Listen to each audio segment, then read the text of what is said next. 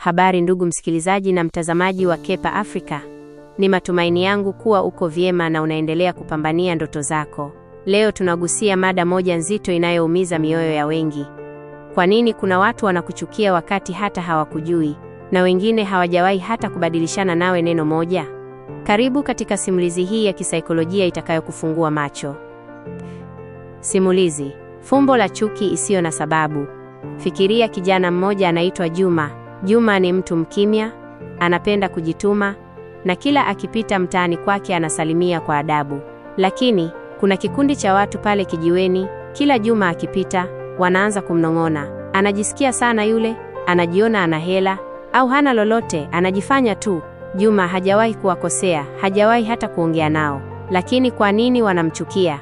Hapa ndipo tunapopata majibu ya kwa nini hali hii inatokea kwako pia. 1. Wewe ni kioo cha mapungufu yao. Projection.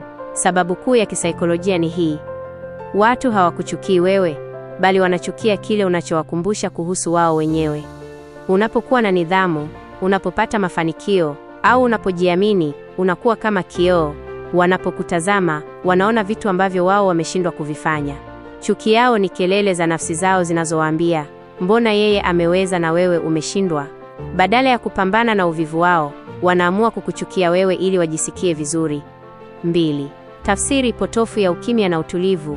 Katika jamii yetu, ukiwa mtu wa kujitenga au mkimya, watu wasiojiamini wanatafsiri hali hiyo kama dharau.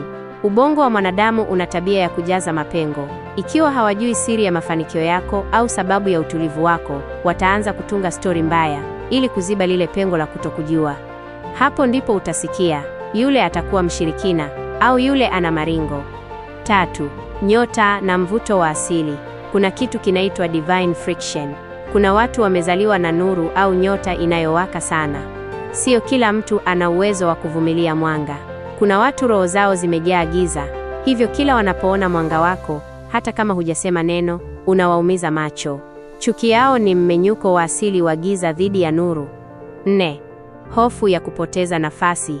Perceived threat. Hata kama hawakujui, uwepo wako tu unaweza kuonekana kama tishio. Labda unaonekana una akili sana, una mvuto, au una uwezo wa kuongoza.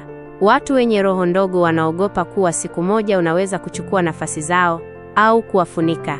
Wanaanza kukuchukia mapema kama kinga ya kulinda himaya zao dhaifu. Kumbuka hili: ukichukiwa bila sababu, ujue wewe ni wa thamani sana. Hakuna mtu anayerusha jiwe kwenye mti usio na matunda. Chuki yao ni uthibitisho kuwa unachokifanya kina dhoruba na kinatingisha maisha yao. Usipoteze muda kujielezea kwa watu ambao wameamua kutokuelewa.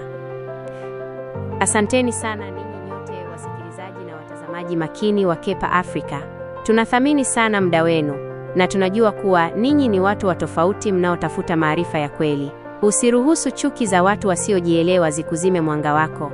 Endelea kuwaka, endelea kupambana, na hakikisha unakaa karibu na chaneli yetu kwa simulizi na mafunzo zaidi ya kimaisha.